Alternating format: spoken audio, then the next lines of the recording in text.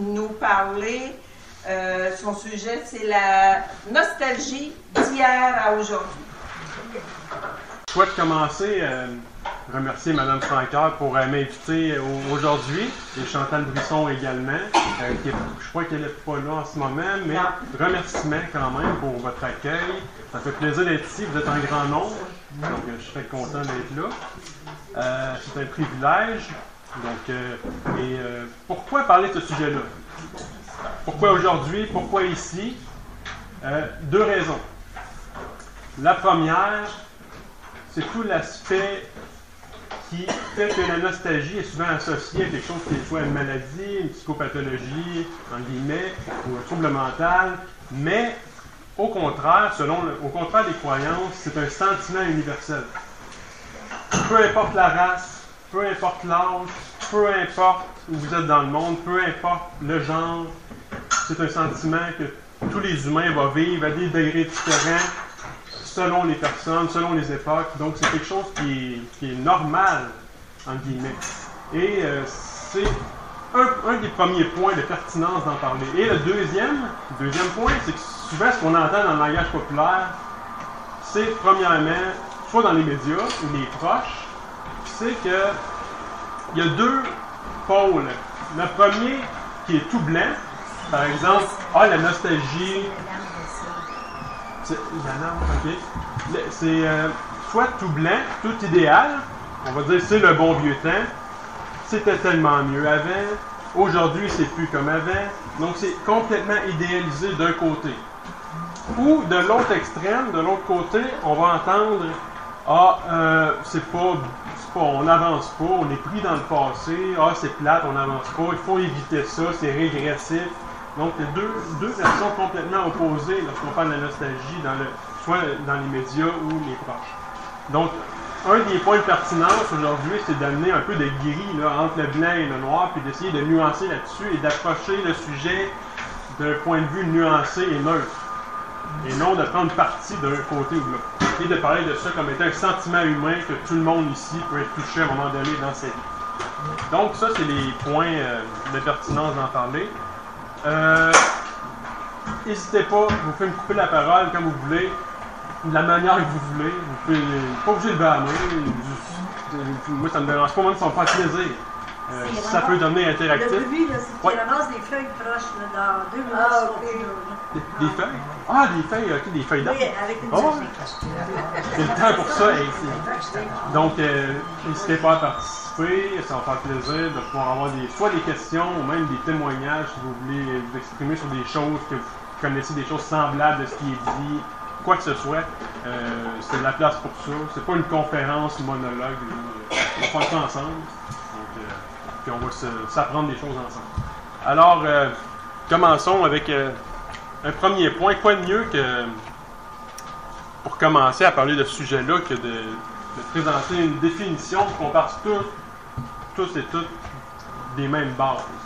Donc, selon le dictionnaire Le Petit Larousse 2016, là, on parle de ce qui est plus récent et de plus accessible, le plus populaire en général dans ce qui est de la langue francophone, on parle il y a deux parties dans le mot nostalgie, soit il y a retour et douleur, ça vient du grec. Et la première définition va présenter le sujet comme étant une tristesse causée par l'éloignement du mal du pays natal. Mal du pays.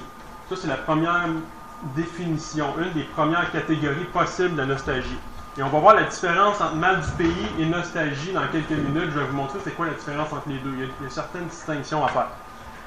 La deuxième définition qui présente dans le Petit Larousse, c'est un regret attendri ou désir vague accompagné de mélancolie. Donc on voit qu'ici on ne parle pas ça n'a pas rapport avec la distance, ça a été mal du pays. C'est une deuxième manière de l'aborder. Il y a deux définitions. Et là on va dans un autre dictionnaire anglais qui ici, encore une fois, c'est complètement différent. Ça varie, la définition va changer d'un dictionnaire à l'autre. Désir sentimental ou affection nostalgique pour le passé, typiquement pour une période ou place, avec des associations personnelles heureuses. Donc, le mal du pays, là, il est complètement écarté dans cette définition-là. On n'en parle pas ici. Ça, c'est le New Oxford Dictionary of English 2016 aussi. OK, ceci étant dit, là, la définition générale pour tous et pour toutes. C'est quoi la distinction là, entre le mal du pays et la nostalgie? Un petit côté historique du concept. Au début, la nostalgie elle a été commencée à être étudiée dans les années 1680-88 par Hofer en Suisse. Et les premières manifestations qui avaient un lien avec la nostalgie, on ne l'appelait pas encore mal du pays. On peut la considérer comme étant nostalgie au début quand même. C'était les soldats suisses, lorsqu'ils partaient de leur territoire pour aller dans des régions autres que la leur, commençaient à développer des symptômes physiques comme, par exemple, troubles digestifs, troubles de tout ce qui a rapport à l'anxiété, les troubles du sommeil, même qu'il y en a qui pouvaient aller jusqu'à mourir.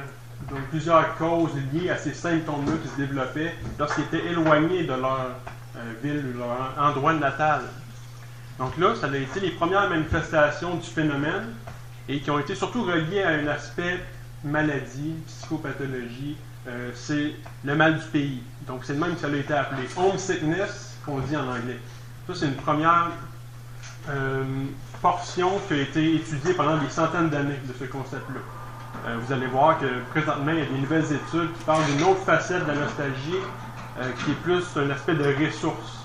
Mais pour des centaines, pour plusieurs siècles, ça a été exclusivement la nostalgie comme maladie et reliée au mal du pays.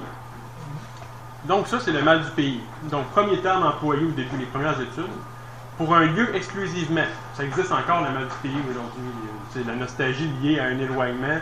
C'est pour un lieu exclusivement. Nécessite un déplacement à la source de plusieurs malaises, comme que je vous ai donné des exemples, et peu associé à des bienfaits. Alors que nostalgie, ça c'est un terme plus populaire qui peut être utilisé pour un ou pour l'autre dans le langage populaire. Souvent, quelqu'un va dire nostalgie, ça peut être le mal du pays finalement qu'elle parlait, mais dans le langage populaire, c'est plus fréquent qu'on entend le terme nostalgie. C'est plus utilisé, c'est plus populaire, c'est un sentiment plus général que le mal du pays, qui est associé juste à un déplacement. Ici, on parle de plusieurs sujets, plusieurs objets, plusieurs souvenirs de différents genres, comme on va voir dans quelques minutes, les différents types de souvenirs nostalgiques qui existent. Ça peut être des personnes, des activités, etc. Et ça peut devenir une ressource. Quand il y a certaines conditions préalables à ça, pour que ça devienne une ressource d'adaptation qu'on va voir dans quelques minutes. Donc, une des raisons pourquoi ça peut devenir une ressource, c'est que c'est un sentiment qui permet de créer une continuité dans le temps, dans l'identité d'une personne. Par exemple, faire un lien entre le passé et le présent et l'actuel pour aller vers l'avant. Donc, continuité de l'identité, c'est un des aspects qui fait que la nostalgie peut devenir une ressource. Mais il y a certaines conditions pour que ça devienne une ressource et on va les aborder dans quelques minutes. Donc, depuis le 17e siècle, ça a changé la manière d'aborder le sujet. Est-ce que je parle le rythme de voix, tout ça, est-ce que ça vous convient? Est-ce que je parle assez fort? Vous m'entendez bien? OK, on va continuer. Et gênez-vous pas si vous voulez. Là, on va commencer à parler de choses plus concrètes et plus terre à terre dans le vécu quotidien. Donc, ça se peut que vous soyez plus interpellés. C'est quoi les objets associés? Concrètement. Là, vous avez un cercle bleu qui implique des espaces de souvenirs nostalgiques. Un cercle jaune pour tout ce qui est des objets matériels ou reliés à des objets matériels.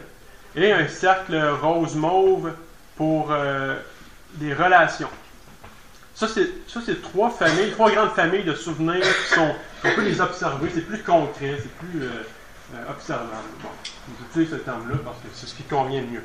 Et en dehors, il y a aussi des impressions, des états intérieurs ou des moments précis, des activités qui existent aussi. Mais je les ai mis à part parce que c'est plus vague, c'est moins observable d'une personne à l'extérieur. Donc, premièrement, le cercle des endroits, ça peut être tous les espaces, les paysages. Et ce que je vais donner comme exemple, et tout ça, là, ça ressort des études en général. Je vous fais un court résumé. Donc, c'est ce qui sort le plus souvent. Et souvent, je vais vous donner des exemples de témoignages de personnes que j'ai rencontrées dans mes études, qui m'ont raconté des souvenirs nostalgiques. et ça va être des vraies choses, là. C'est pas inventé ici, là. Tout va sortir de participants et participantes qui ont vraiment voulu généreusement participer aux recherches sur ce sujet-là à l'UQTR. Donc, espace et paysage, ce qui revient le plus souvent là-dedans, ça va être tout ce qui a rapport au milieu, à la ferme, le milieu agricole, les nénuphars sur le bord de l'eau, les criquets le matin, les gens se lèvent, le coucher de soleil, le lever de soleil, être sur le bord de l'eau, aller sur l'eau, aller en canot, tout ce qui a rapport au paysage et aux espaces.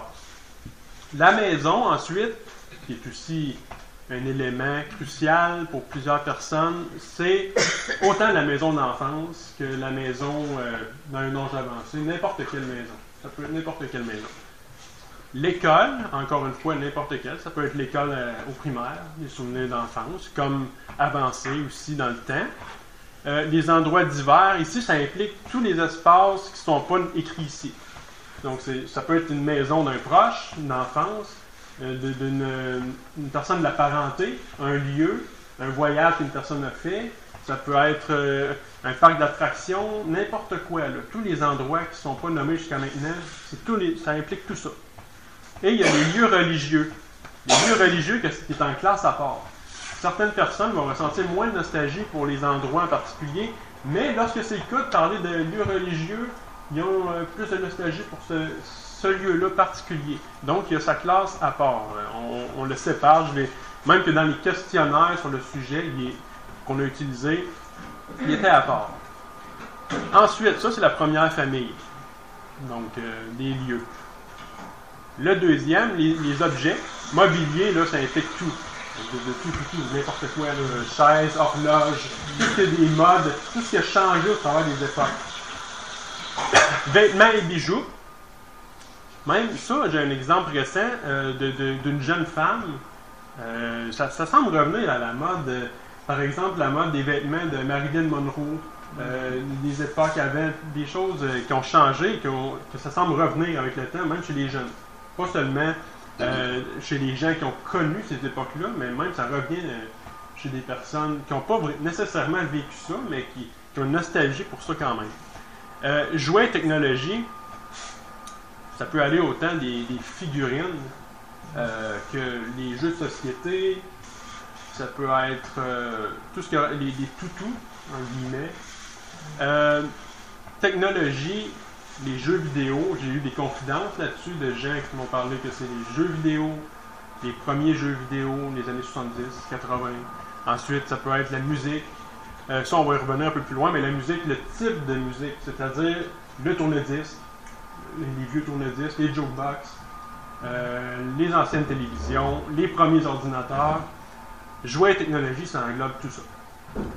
Les téléphones, je viens de penser à ça, les téléphones, le cornet, les anciens types de téléphones aussi. Il y a même des personnes aujourd'hui avec leur téléphone récent qui vont se mettre des sonneries anciennes ou se mettre un design ancien qui fait un peu ancien look, nostalgique. Alimentation, on est justement le lendemain de l'Halloween, les bonbons qui peuvent faire partie de l'alimentation. Également, une personne qui m'a confié un souvenir que lorsqu'il était plus jeune, il y avait des rencontres en famille dans un chalet chez un oncle, et là, ils se rassemblaient ensemble, et l'oncle en question faisait cuire du saumon, et là, ça sentait bon, ils mangeaient ça dehors sur la table à pique-nique, en famille, et là, c'était un regroupement. Donc ça, c'est un souvenir lié à l'alimentation en particulier, qui peut être en question, là. Ça, c'est un témoignage qui m'a été partagé récemment. Ou l'odeur ou l'alimentation en tant que telle, de la barbe à papa, par exemple, dans le popcorn, la barbe à papa dans les parcs d'attractions. Ça, c'est un autre exemple aussi qui est fréquent. Et les arts, pour compléter la partie objet, les arts qui impliquent la musique, les livres, les toiles, n'importe quoi qui a rapport à l'art. Et on va en reparler bientôt.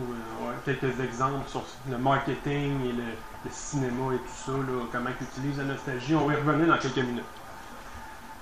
La dernière partie possiblement une des plus significatives, une des plus grandes, des plus importantes en lien avec la nostalgie, c'est les relations. Et ça implique toutes les personnes aimées, que ce soit des partenaires conjugaux, premières partenaires conjugales, ça peut être des mentors, des professeurs significatifs, des professionnels, des animaux de compagnie. On change de là, c'est pas la même catégorie. Là. Des animaux de compagnie, des amis, la famille, autant la parenté que la famille proche, des héros ou héroïnes même. Et là, on ne parle pas seulement de héros et héroïnes connus là, d'une personne, qui sont des inspirations, mais également des modèles ou des figures dans les médias. Merci madame, bonjour. Bonjour. Merci. Et ça peut être des personnages connus, célèbres, autant des personnages de bande dessinée, de films, des acteurs, des personnes de romans, des personnages, n'importe quoi. Donc, ça, c'est tous les objets, en guillemets, tous les sujets de souvenirs possibles. Et il y a une autre partie également qui vaut la peine de mentionner, c'est des moments ou activités précis. Par exemple, une participante qui m'a partagé que c'est le moment où elle était sur le marché du travail et qu'elle était travaillait dans le domaine de la santé. Elle était infirmière avec des médecins dans une équipe de chirurgie. Et c'est pas nécessairement l'hôpital qui est nostalgique. C'est pas nécessairement les gens avec qui elle était. C'est ce moment-là, lorsqu'elle faisait ça, c'est un tout. Elle est nostalgique de ce moment-là, de cette activité-là, de sa carrière professionnelle. Donc ça, c'est un exemple. Des impressions aussi. État intérieur. Qu'est-ce que ça veut dire? Un exemple typique, ça peut être une personne qui compare au temps où elle était plus jeune, ou enfant, vraiment enfant, là, avant d'avoir eu son premier emploi, et qui dit, ou elle dit, c'était tellement plus simple, il y avait moins de choses à s'occuper dans la vie, c'était moins compliqué, les problèmes d'adultes, j'avais pas à m'occuper de ça, payer les comptes, aller à l'école, etc. C'était beaucoup plus simple. L'innocence de l'enfance, tous ces synonymes-là. Là. Ça, c'est un état, une impression intérieure que avant, c'était... ça suscite la nostalgie pour une personne. Ça, c'est un exemple. Et des états intérieurs également, associés à ça. Donc ça recouvre là, vraiment tout ce qui est possible en lien avec la nostalgie chez la personne en général. Et il y a certains déclencheurs. Qu'est-ce qui est le plus... comment est-ce que la nostalgie est plus propice d'apparaître? C'est face à certains déclencheurs précis. Dans les études, en général, ce qui ressort le plus, c'est les proches. C'est écrit en premier, c'est pas pour rien. C'est souvent ce qui revient le plus. Et je vais répéter ça souvent dans les prochaines 20 minutes, prochaine demi-heure. C'est les proches qui ressortent souvent. Les moments, événements, ça peut être des exemples qui ressortent souvent, des anniversaires particuliers, les moments des fêtes, le temps des fêtes, Noël, le jour de l'an, tout ce qui a rapport avec les anniversaires particuliers dans une culture. Lorsque des gens se rassemblent, par exemple, une réunion 20 ans plus tard d'anciens travailleurs ou d'anciens étudiants, un conventum. Là, les gens se rencontrent ensemble et là, ils vont partager des souvenirs nostalgiques d'un temps commun à tous, que tout le monde a vécu ce moment-là et ça va faire des rapprochements, ça va créer la nostalgie. C'est un déclencheur. Ensuite, les paysages, les objets matériels, animaux de compagnie, bien sûr, également, la terre lointaine, les rituels impliquant des proches. Ici, rituels impliquant des proches, ça peut être vraiment de tout genre, toutes sortes. J'ai une personne qui m'a fait la confidence que lorsqu'elle était enfant, elle était avec son père, son grand-père, et là, il coupait du bois, il bûchait du bois avec une hache. Et l'odeur du bois, à ce temps-ci de l'année, justement, il parlait que c'était juste avant l'hiver. On préparait le bois pour couper le bois, puis mettre ça dans le foyer l'hiver. Donc, l'odeur du bois, aujourd'hui, à chaque fois qu'il sent le bois coupé, ça lui vient automatique c'est tout de suite le souvenir de lorsqu'il était avec son grand-père et qu'il coupait du bois. Et là, ça le fait sourire. Il ressent des frissons. Il sent des frissons. Et un autre exemple, peut-être qu'il y en a parmi vous qui connaissez Guy Corneau, le psychanalyste, qui a écrit plusieurs livres connus. J'ai animé un forum avec lui à l'université l'année passée. Il m'a partagé, il m'a dit que lorsqu'il était plus jeune, il passait devant une cantine où il y avait des frites. L'été, l'odeur de la restauration. Aujourd'hui, lorsqu'il passe devant, même s'il n'a pas l'habitude de manger ça souvent, il fait juste passer devant et ça peut le tenter d'en manger une fois par année, seulement à cause de la nostalgie que ça peut créer sur le moment, de sentir l'odeur des frites l'été, là, au mois de juillet. Donc, une petite anecdote de M. Guy Corneau. Ensuite, d'autres objets, ça peut être des objets impliquant une continuité et une sécurité, des éléments ayant un lien avec l'art, la culture et le divertissement. Le cinéma ont bien compris ça. Tout ce qui a rapport au marketing, les magasins. Prenez, par exemple, tout ce qui ressort aujourd'hui en 2016, qui existait avant et qui est refait aujourd'hui, actualisé. Ça peut être des films, ça peut être des livres, tout ce qui a rapport à Internet, des anciennes choses qui étaient sur des tourne-disques et tout ça, et c'est refait aujourd'hui en mode plus actuel. Donc, tout ce qui a rapport au marketing, ça fonctionne parce que les gens vont créer une connexion avec les souvenirs de ce qu'ils ont vécu, et ça va venir, ils vont se sentir, ils vont développer une appartenance pour ça, et ça va les porter à les consommer davantage là-dessus. Donc, tout ce qui est marketing et administration, tout ce qui a rapport à la vente, ils comprennent ça.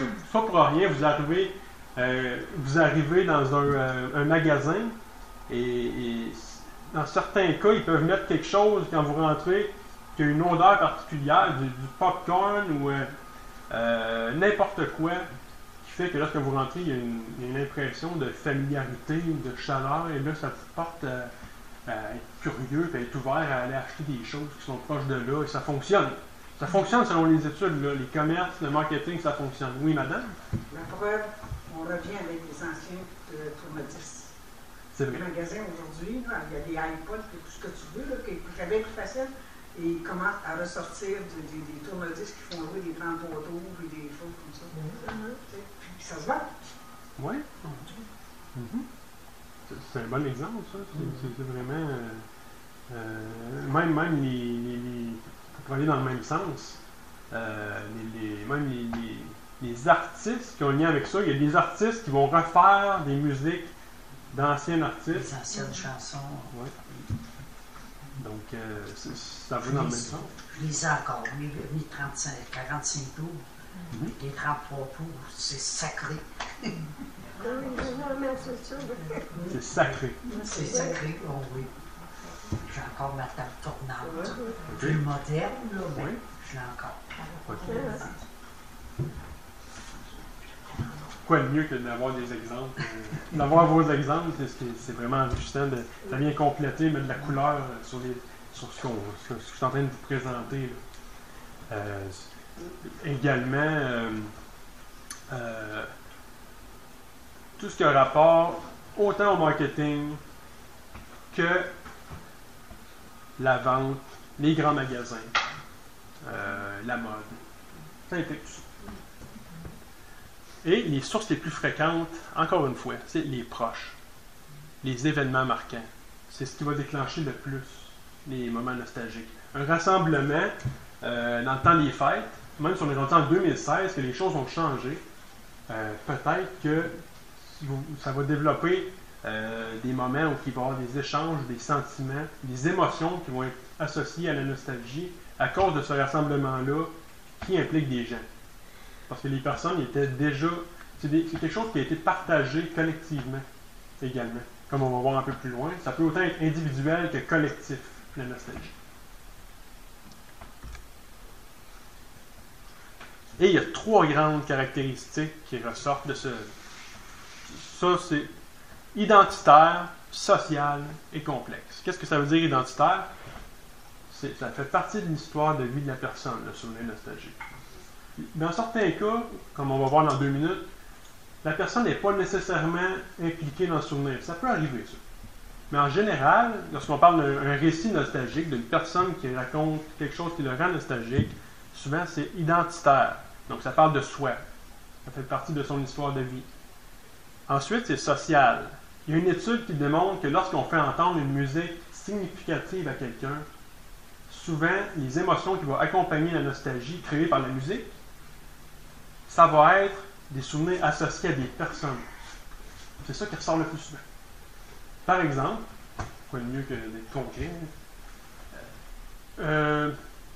première musique, première danse avec un partenaire. Ça, c'est un exemple typique. La musique du premier slow en guillemets. Donc, lorsqu'on rencontre des gens, dans les études en général, les musiques significatives qu'ils vont décider de prendre dans l'expérimentation, et là, on leur fait entendre, oui, ça déclenche la nostalgie, et là, on s'informe, c'est quoi, qu'est-ce qu'il y a derrière ça? Derrière le sens que ça a, la musique, et souvent, c'est des personnes. Et là, on parle je vous donne l'exemple de la musique, mais ça pourrait être plein d'autres choses. Là. Tous les exemples qu'on a vus tantôt, là, ça peut être n'importe quoi. L'exemple de la musique, c'est typique. C'est instantané. C'est comme les odeurs. Les odeurs, c'est encore plus significatif. C'est le sens qui est le plus associé, qui associe le plus spécifiquement et rapidement un souvenir. Ça vient, vous sentez l'odeur, et là, un souvenir revient à la surface, alors que vous l'aviez oublié, ce souvenir-là. Ça ressort automatique. Et complexe. Et ça c'est ce qui amène toute la complexité, c'est le cas de dire. La couleur à ce sentiment-là, c'est que c'est un sentiment qui est accompagné de différentes émotions qui changent d'un souvenir à l'autre, qui est moitié-moitié, un peu plus agréable, un peu plus désagréable, et que ça change d'une personne à l'autre en plus. Donc, c'est vraiment complexe, là. Une personne peut avoir un sentiment nostalgique pour un souvenir, ressentir de la peine avec de la fierté, mais elle dit « Ah, mais finalement, ça me fait plus de bien, c'est plus bénéfique qu'autre chose. » Et elle va avoir un autre souvenir de nostalgie aussi, pour un autre souvenir que, elle ressent de la peine, mais aussi, surtout de la culpabilité, puis un sentiment de perte et tout ça, et c'est quelque chose qui la dévore intérieurement. Les deux, c'est de la nostalgie, mais c'est pas les mêmes émotions qui accompagnent ce souvenir-là. C'est d'un souvenir à l'autre, ça change d'un à l'autre. C'est variable. Puis d'une personne à l'autre, même si vous avez vécu quelque chose ensemble, peut-être que vous ne la vivez pas de la même manière. Donc, sentiment complexe. Pour résumer en une phrase, la nostalgie, ça implique souvent la personne, autrui et une variété d'émotions. Et que ce soit un mélange agréable, désagréable, mixte, ça implique tout ça. Ça doit être moins plaisant d'être nostalgique quand c'est désagréable, quand même. C'est justement là c'est justement ça.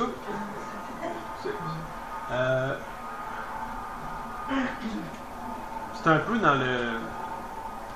C'est variable le souvenir à l'autre. On ne peut pas dire qu'une personne est nostalgique d'un souvenir et que la nostalgie, ça devient complètement tout à coup désagréable. Dans un autre champ, ça pourrait devenir quelque chose d'intéressant pour une personne. Dans un autre souvenir, c'est différent. Très variable. Donc, lorsque, par exemple, on prend une expression qui sort d'un média ou d'un proche qui dit que la nostalgie, c'est ci, c'est ça, c'est désagréable, c'est régressif, et que là, on oublie tous les autres types de possibilités qui existent, mais là, on met le focus complètement sur le fait que c'est désagréable et on oublie d'autres facettes. Donc, comme vous dites, là, justement, on va en reparler plus en détail dans 2 minutes. Ça dépend, comme je vous ai dit il y a quelques minutes, une personne, vu que c'est un sentiment identitaire, la personne en fait souvent partie, mais pas nécessairement. Dans le premier cas, il y a la nostalgie personnelle, puis il y a la nostalgie historique, qui, elle, la personne n'est pas nécessairement dedans. Mais la nostalgie personnelle, ça l'implique la personne directement. Donc, c'est un sentiment ressenti pour les souvenirs impliquant la personne elle-même dans son parcours de vie. Des exemples. Une des participantes disait que lorsqu'elle était enfant, elle allait chez sa grand-mère et elle l'accompagnait. C'était une femme qui était accueillante, calme, elle aimait la nature, elle s'occupait de son jardin et c'était comme sa deuxième mère. C'est comme ça qu'elle présentait sa grand-mère. Et aujourd'hui, elle a, disons qu'elle lui a transmis l'amour de la nature et elle est très nostalgique de la campagne, de la maison, des grands-parents de la campagne. Ça, c'est un exemple de nostalgie personnelle. Et c'est ce qui est plus fréquent dans la nostalgie, c'est la nostalgie personnelle. Un autre souvenir, les boîtes à chansons, les années 60-70, c'est un homme qui m'a raconté ça, un participant. Tout ça, ça reste... on ne peut pas identifier les personnes qui disent ça, ça respecte l'anonymat. Boîte à chansons des années 70, l'homme racontait que c'était particulier, c'était un endroit sombre, il y avait de la fumée, il était proche des artistes, il pouvait avoir des confidences, ça sentait le café à plein nez, c'est ce qu'il disait. Lorsqu'il me racontait, il disait qu'il y avait l'odeur du café en parlant. Et c'était un moment où il y avait des discussions intellectuelles, philosophiques avec un groupe de personnes. Il dit qu'aujourd'hui, ça n'existe plus. Ça n'existe plus, ça. C'est vrai. Et lorsqu'il en parlait, il disait ça, c'est des bons souvenirs. C'est comme il y a des hommes qui vieux, là, des tavernes. On s'ennuie des tavernes. Tu sais, c'est un lieu là, où on avait besoin de roter, péter puis sacrer. À l'hiver, je passais en avant de la taverne, on voyait comment ça sentait la bière dedans. Et puis ces gens-là n'étaient pas capables d'arrêter. De passer. Ça les attirait trop. Tu vas parler avec des personnes, tu sais, des hommes qui peuvent âgés, des tavernes. C'était donc une belle place. On arrivait là, il n'y avait pas de femme pour nous achaler, on disait ce qu'on voulait. Deux qui m'avaient sorti ça. Là. On rotait, on pétait, puis on sacrait, puis c'était pas grave. En effet, votre exemple, ça ne doit pas sentir le café, par exemple. Ouais. Puis les années 60-70, on parle. Il y en a la plupart d'entre vous, plusieurs d'entre vous, l'ont vécu cette époque-là.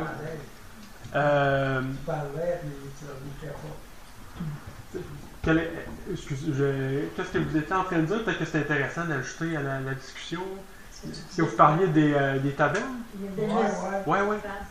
Moi, c'était mon refuge à les tavernes. OK. Quand on tombait à la maison, on avait un lien, puis ma femme, elle prenait une marque, je m'en allais au taverne.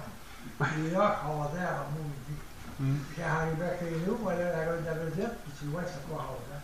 Mais c'était tout dit à la taverne. Il y a Joseph, ça. Il n'y a rien quoi dire.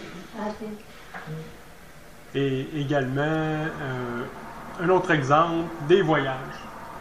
Pour aller dans un autre sens, c'est quelque chose qui est fréquent aussi. Plusieurs participants dans l'étude, sur les 30 personnes qui m'ont raconté des souvenirs, il y en a quelques-uns qui ont parlé de voyage. Et là, on ne parle pas de mal du pays, là, de déménagement. Là. On parle de voyage en famille, en groupe, avec un partenaire de vie, ou frère et sœur. C'est des exemples de voyage, comme par exemple une personne qui m'a partagé que lorsqu'elle était plus jeune, elle allait avec c'est un homme, il allait avec sa conjointe et son frère, et lorsqu'il était là-bas, il a appris l'anglais, il a appris sa géographie, plusieurs choses de sa culture personnelle en ce moment, qui en est maintenant fier de ça. Ça fait partie de son histoire de vie et il a développé une nostalgie pour les souvenirs de voyage de jeunesse. Et lorsqu'il en parle, c'est ça que ça suscite. Donc ça, c'est tous des souvenirs de nostalgie personnelle. La personne en a fait partie. C'est partie de son histoire de vie. Alors que dans un autre sens, il y a la nostalgie historique. Ça, c'est le deuxième type. La nostalgie historique, c'est pas nécessaire que la personne en ait fait partie. Elle peut être nostalgique d'une époque qui n'était même pas née. Elle n'était pas là. Il n'y a personne d'entre vous, selon ce qu'on connaît de l'être humain, là, scientifiquement, il n'y a personne d'entre vous qui était là à l'époque de Jules César. Les Romains.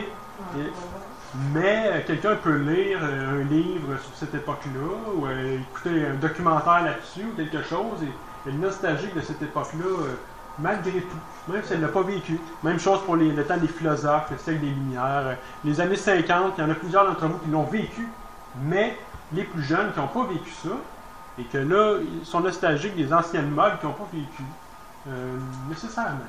Et ça peut arriver, ça peut être déclenché par des lieux particuliers. Une personne va dans un musée, elle tombe sur des choses historiques, et là, tout à coup, elle ressent une nostalgie pour quelque chose qu'elle n'a pas vécu, ou bien une musique qui existait avant sa naissance. Plein d'exemples comme ça. Et souvent, une phrase typique qui ressort de cette nostalgie-là, c'est une personne qui peut se dire, bon, ben, j'ai l'impression que je suis pas né à la bonne époque. J'aurais été plus à l'aise à ce temps-là. J'aurais été plus à ma place dans ce temps-là. Ça, c'est toutes des expressions associées à une nostalgie historique. Et pour revenir à Madame qui nous a partagé le fait que ça ne doit pas être agréable, que ce soit tout le temps dans l'aspect désagréable de la nostalgie, il y a deux scénarios possibles particuliers qui vont vraiment influencer beaucoup la manière de la vivre. Là, on arrive dans la partie, on est aux 3/4 de la présentation, là, ça c'est la partie qui va parler de l'aspect affectif, le vécu de comment la personne se sent dans la nostalgie. Là, on l'a décrit, on a donné des exemples, comment elle se présente, mais comment elle a vécu, c'est quoi les émotions que ça a créé, qu'est-ce qui va influencer les émotions alentour de ça. Il y a deux grands scénarios qui peuvent influencer. Il y en a d'autres aussi, mais ça, c'en est deux particuliers qui ressortent. Un souvenir teinté de rédemption, le terme rédemption, ou un souvenir teinté de contamination. La rédemption ou la contamination, ça va influencer énormément la manière de la vivre. Qu'est-ce que ça veut dire? Un scénario de rédemption, vous prenez un souvenir nostalgique désagréable à la base. La personne en parle d'une manière, là, c'est difficile de trouver quelque chose qui a l'air d'agréable dans ce souvenir-là. Une personne parle de l'école secondaire, où ça allait mal dans ses études, elle se faisait intimider, tout plein de choses, par rapport à un souvenir qui n'est pas très agréable à première vue. Ça, c'est un souvenir qui va être inversé. Aujourd'hui, dans le présent, c'est devenu finalement quelque chose de positif ou d'agréable dans sa manière de le vivre. La perception a changé. Si la personne a l'impression que le souvenir qui était désagréable est devenu quelque chose qui l'a aidé à grandir, qui l'a aidé à devenir qui elle est aujourd'hui, qu'elle a l'impression que ça le servait à quelque chose, qu'elle a évolué, etc., c'est devenu la rédemption. Et dans ce sens-là, lorsqu'il y a un scénario de rédemption, c'est ce qui est le plus associé en général à des émotions agréables qui vont accompagner la nostalgie. Alors qu'au contraire, si on est dans un scénario de contamination, la personne, elle avait un souvenir qui semblait agréable à première vue. La maison d'enfance, on prend un exemple typique. La maison d'enfance ou de jeunesse. Beaucoup de beaux souvenirs là-bas. Des relations, des activités qu'elle faisait là. Mais, la maison, elle est obligée de quitter la maison, ou bien elle a passé au feu, ou bien elle est obligée de déménager. Il y a eu un blocage, quelque chose. Ce qui était au début agréable comme souvenir, qui semble agréable, et lorsqu'elle en parle, ça semble intéressant, bénéfique. Aujourd'hui, c'est devenu contaminant, c'est devenu la contamination. Elle en parle et il y a eu un blocage, quelque chose qui n'a pas développé, quelque chose qui ne s'est pas complété, et on est dans un scénario de contamination, et là, les émotions vont être davantage nuisibles. Oui, madame? Ça peut-tu être que souvent on m'entend, là, on va l'attendre bientôt, là. Mon Dieu, c'était donc fun le temps des fêtes autrefois. Mon Dieu, quand que toute ma famille était là. Aujourd'hui, c'est devant rendu plate. Tu sais, le fait que c'était agréable, là. Aujourd'hui, les gens soit qui sont plus là ou qui sont partis. Ouais. On attend ça aussi des personnes divorcées. Bon exemple. Des gens qui ne sont plus là, ils sont partis, par exemple. Qui sont décédés ou quelque chose comme ça, là. Tu sais, qu'on a nostalgie d'eux autres. Ou des gens qui sont divorcés et c'était donc agréable. Les parties de famille dans cette famille-là. Ça peut être ça aussi, là. Ça peut être ça. En effet. Affaire à ça aussi. J'ai vu qu'ils sont à l'époque les jeunes, les autres, ils ont le même moment pour l'un pour l'autre. Lui va trouver ça agréable, l'autre va trouver ça désagréable. Bon point. C'est vrai. Oui, vous avez raison. Là. Vous allez prendre un ado à 16-17 ans, amenez-le dans une réunion de famille, là, il aurait le goût de dire, ben, moi, je suis avec mon candidat, moi, Ça peut arriver. Ouais. amenez-le à 20 ans, puis là, il y a du fun. C'est vrai, c'est comme. Justement, ça, c'est un exemple vraiment là, typique qui va dans le sens de la contamination. Puis aussi l'exemple d'un parent ou un proche, quelqu'un qui veut transmettre une passion à un enfant ou une activité ou quelque chose. Finalement, l'enfant, par exemple, un parent qui veut lui imposer ses anciens jeux que lui jouait, ou des choses comme ça. Là, non, pardon, son métier. Son métier. Ça peut, également. Oui, oui. Et là, la personne, parce que la nostalgie est souvent liée, comme on va voir dans quelques minutes, à une appartenance, à un sens, etc. Plusieurs points. Mais c'est pas. C'est très personnel. C'est quelque chose de personnel, c'est identitaire.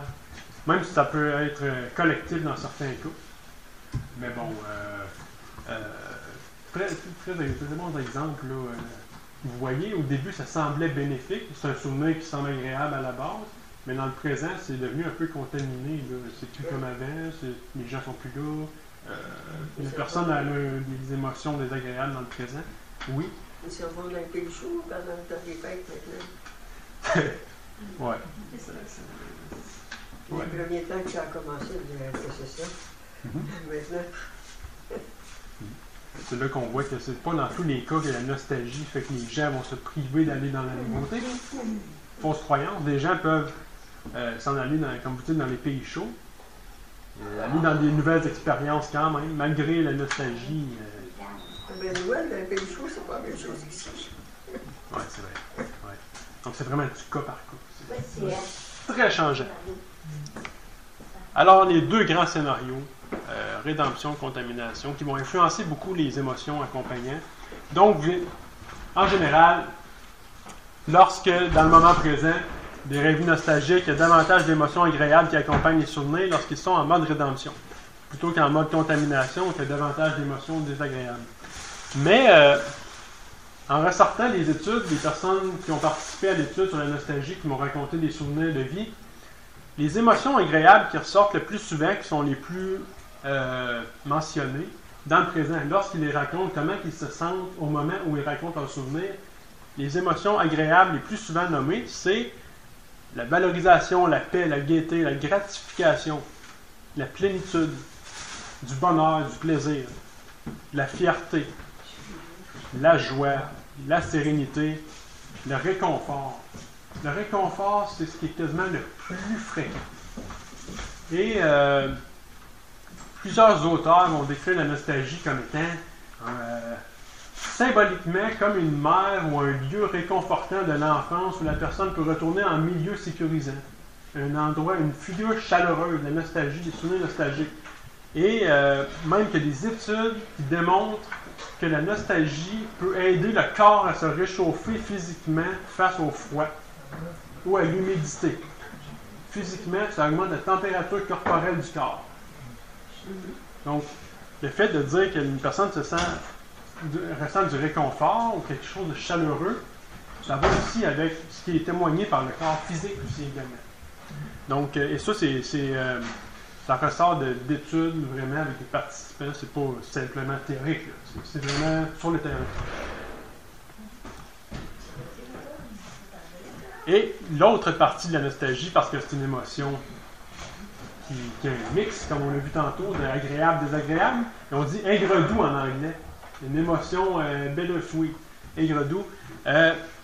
La partie désagréable, en général, on parle de sentiment d'échec. Certaines personnes vont employer ce terme-là.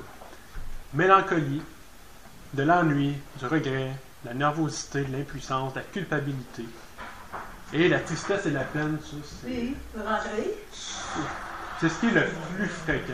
La tristesse et la peine, c'est ce qui est le plus fréquent. Bonjour, madame.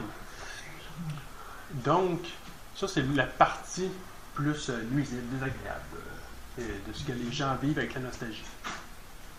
Mais, il faut vraiment tenir compte du fait que c'est pas une émotion, c'est pas des émotions exclusivement agréables ou exclusivement désagréables.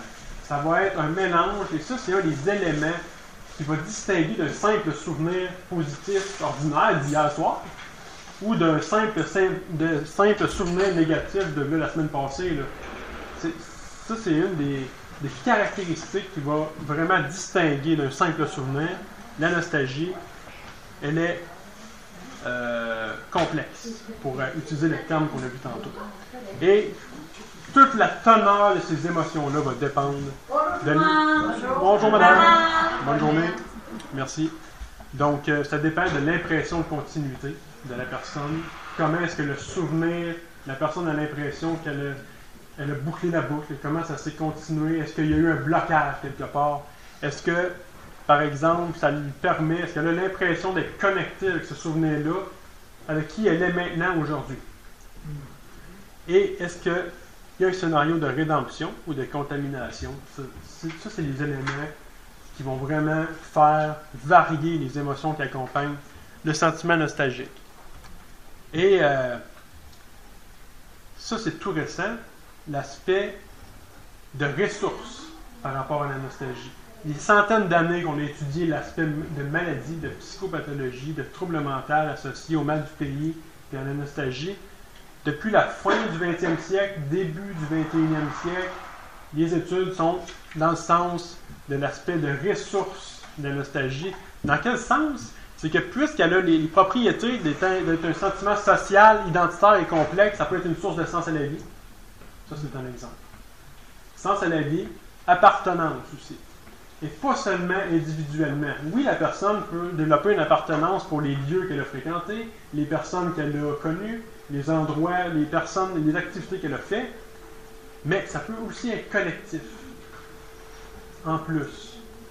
Prenez l'exemple, un groupe de personnes qui commencent à parler d'une époque particulière ou de choses qu'elles ont vécues de manière collective, ça peut développer un sentiment d'appartenance à cause du souvenir nostalgique qui est raconté. Des activités, des choses en commun, ou culturellement aussi. Ça peut s'appliquer culturellement. Prenez la société au Canada, au Québec, des rituels qu'on a, qui sont typiques aux Québécois, et que là, ça peut être les danses ou tout ce qui est par rapport au temps des fêtes de Noël, le jour de l'an, les réunions de famille, comment que les choses étaient organisées au Québec typiquement. Ou bien un autre exemple, ça peut être tout ce qui a rapport à la cabane à sucre, ou tout ce qui a un lien avec le milieu agricole, donc tout ce qui a rapport à la culture.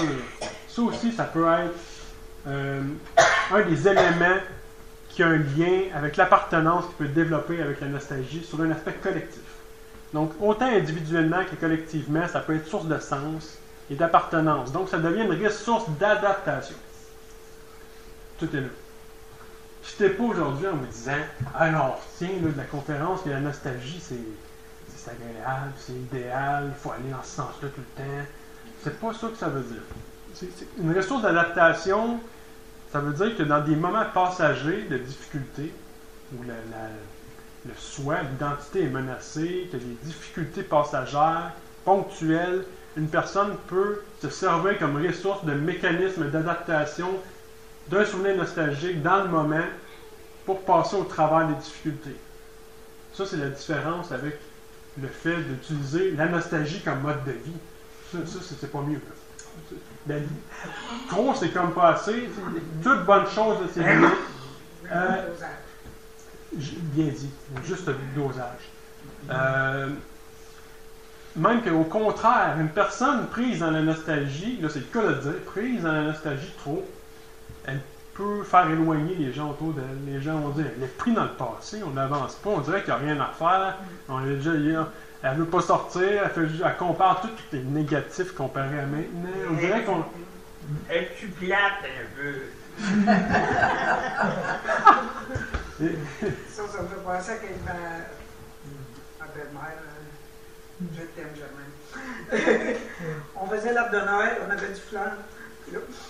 Dans tout le fond, quand il était tout petit, le couchon, là, puis ça se levait le matin, puis voyait l'arbre de Noël fait, là, papa pleurer. C'est-tu plate en monde? C'est-tu tu pleures, on a du fun, là. Mais elle, elle était là, elle tout. Moi, t'as tout à terre. Puis peut-être que c'était pas si idéal que ça dans le temps non plus. C'est ça, la nostalgie, c'est que ça va venir influencer la perception dans le présent du souvenir. Il était peut-être pas si bon, le souvenir. Peut-être quand ça devient des lunettes roses. La nostalgie devient... Ça met des lunettes roses sur les souvenirs. Ça, c'est une Moi, expression. je vous dis, je vais raconter quelque chose. Ah oui, allez-y. Je me suis fait voler mes bijoux en 2013. Bon, là, ben, c'est des bijoux que mon mari m'avait toujours achetés. Fait que là, hein, Lina n'était pas de bonne humeur, c'est vrai, là, tu sais, puis elle avait beaucoup de peine, là. Elle en a eu plus quand elle a perdu son mari, par exemple, là, que ses bijoux. Mon fils, il dit, maman, quand j'ai eu mes assurances, il dit, maman, il dit, où c'est que lui, il s'en allait en Italie, il dit, où c'est que tu aimerais aller dans le monde? J'ai en Irlande. Il dit, tu prends cet argent-là, on s'en va en Irlande toutes les deux, puis je ne vais pas sur ton bras. Aujourd'hui, quand je pense à mes bijoux, je pense à l'Irlande. Tu sais, à un moment donné, oh, il me semble que ça serait le fun de telle affaire. Ah, ça vaut aussi en Irlande. Tu sais, je switch. Encore la nostalgie de ça. Mais, il y a une compensation qui s'est faite, là.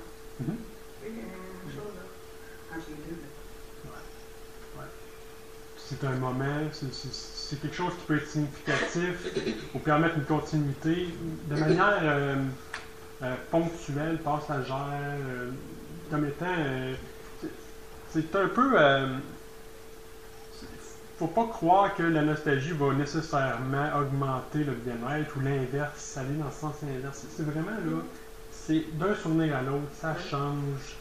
C'est complètement, mais complètement variable, complètement changeant, c'est continuellement varié d'un souvenir à l'autre, et croyez-moi, vous en avez des millions de souvenirs, vous en avez... ce que je viens de dire, c'est un souvenir. Là. Donc, c'est très complexe. Tu nous as fait faire un voyage. Oui. Et c'est une ressource d'adaptation. C'est vraiment ce qu'il faut retenir. C'est que c'est une adaptation qui peut aider à faire face à des difficultés comme l'ennui, la solitude passagère.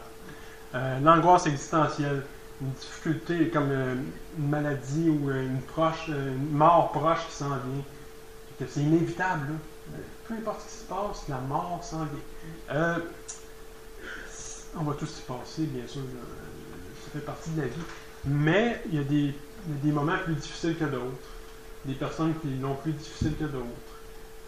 Ça fait partie de la réalité. À certains moments, plutôt, ça peut devenir une ressource dans le sens où, selon les études, lorsqu'une personne raconte le souvenir nostalgique, ça va créer en elle des émotions, lorsque c'est un scénario de rédemption, bien sûr, des émotions qui vont l'aider à faire face aux difficultés du présent et de mettre moins d'attention à ces difficultés-là et de plus s'imprégner, de se remettre dans ce souvenir-là qui va l'aider à être serein, calme, ou bien, ou fier, etc. Les émotions que je vous ai parlé tantôt agréables. Là. Toutes ces émotions-là, dans le présent, peuvent aider à passer une situation difficile. Par exemple, l'angoisse existentielle, à cause qu'elle est source de sens à la vie. Ça, c'est un des exemples typiques des recherches actuelles sur l'aspect positif, et ce terme-là, je l'emploie rarement. Positif et négatif, pour ce qui est des émotions, c'est pas si juste. Est-ce qu'une émotion est vraiment positive ou négative? Tu sais, dire que la peine est négative, ça serait un peu... ça fait partie de la vie. C'est une émotion. C'est un tout. C'est ça. C'est un tout. Donc, plutôt que Ça de dire... dépend comment que tu l'imprimes à toi. Ouais. Il faut aussi apprendre à dématiser une chose. Au lieu de monter ses grands chevaux, là, ben là, tu dis, wow.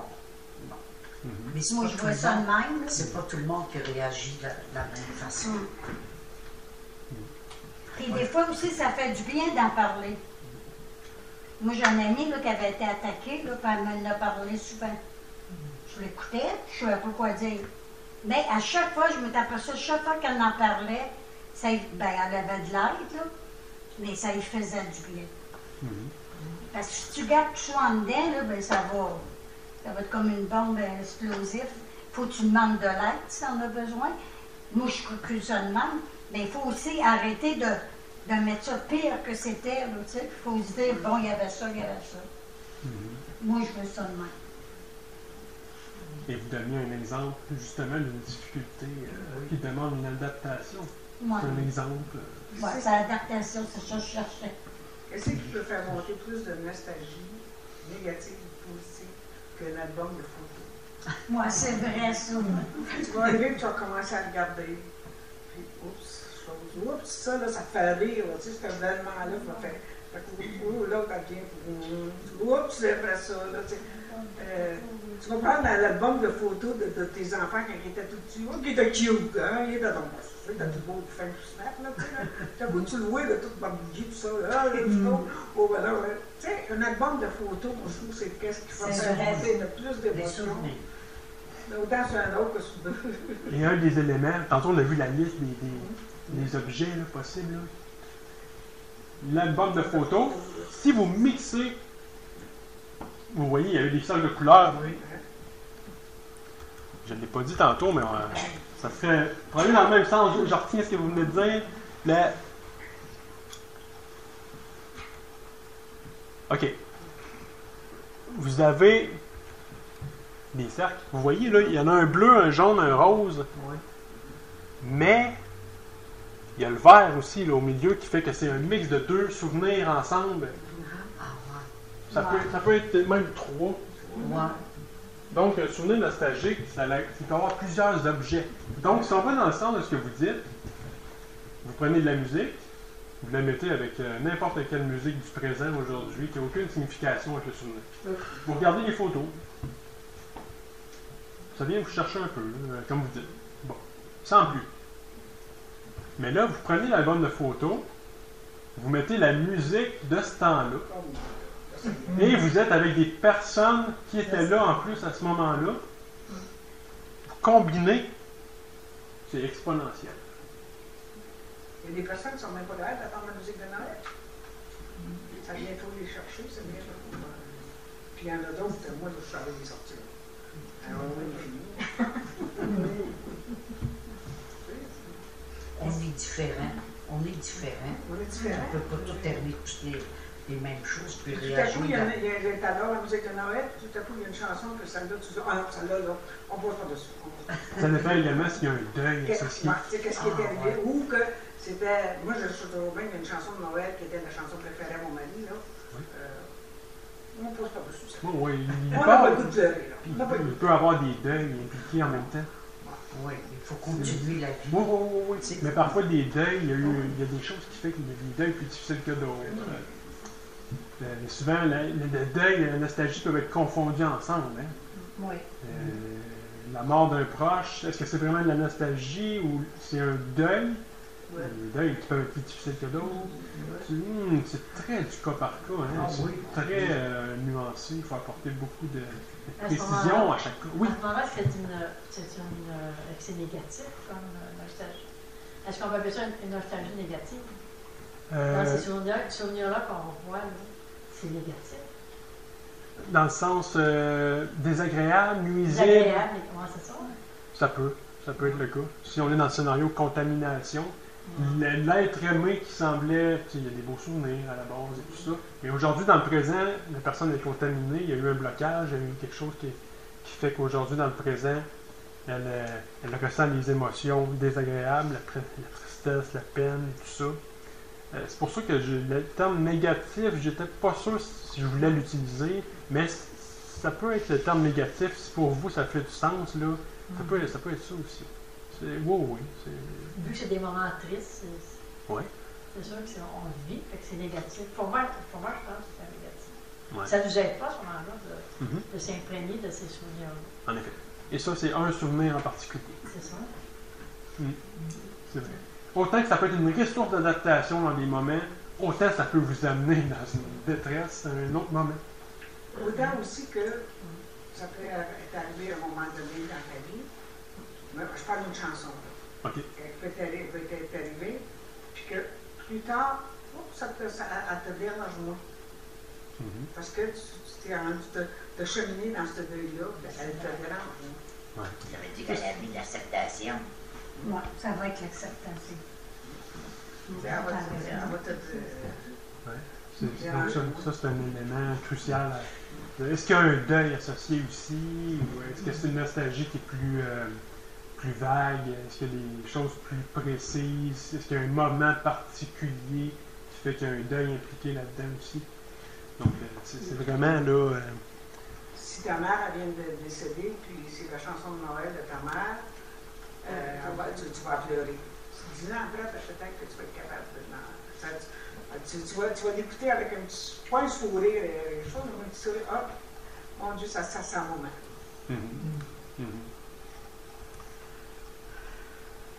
De là, tout le lien avec l'aspect identitaire. Quand on parlait de l'émotion, les sentiments ayant une fonction identitaire, l'histoire de vie, la vie a continué depuis ce temps-là. Hein? Il y a eu un cheminement. Et là, on déborde vraiment de la nostalgie. Là. Ça devient vraiment l'être humain dans toute la complexité en dehors de la nostalgie également. Donc, c'est là qu'on en est dans la plupart des études en ce moment.